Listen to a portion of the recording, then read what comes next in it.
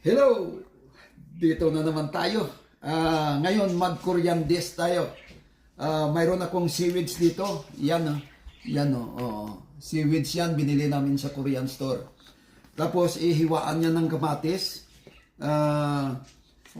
Cilantro, sibuyas dahon, at saka kamatis. At saka ito, Mrs. ikaw mag-explain yan kasi medyo hindi ako dyan.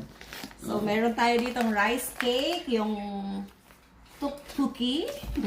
So, lulutuin natin yan mamaya. And then, meron din tayong fish cake. So, prepare muna natin. Chop muna natin. So, ito, ready na yung ating seaweed salad. Na-slice na natin lahat. Mix lang natin ang ating seaweed.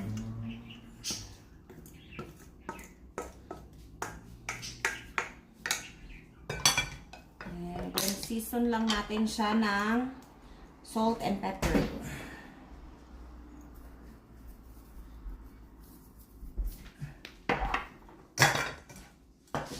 Then mix na natin.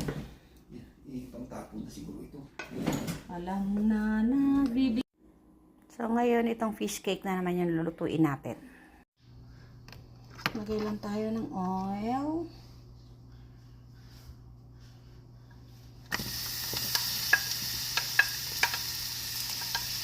Onion, sweet pepper, fish cake, and onion cake. Mix lang natin lahat.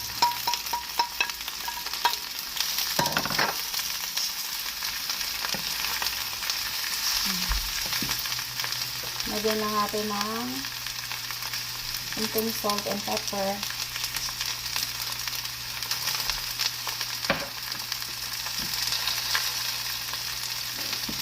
And then, ang ating sesame oil.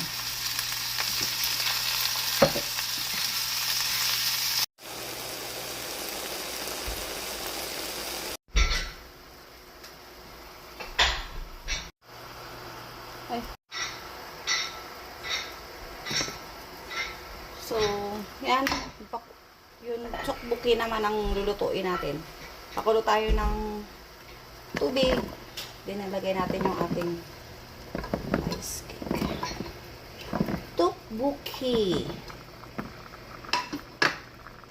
This is the tteokbokki.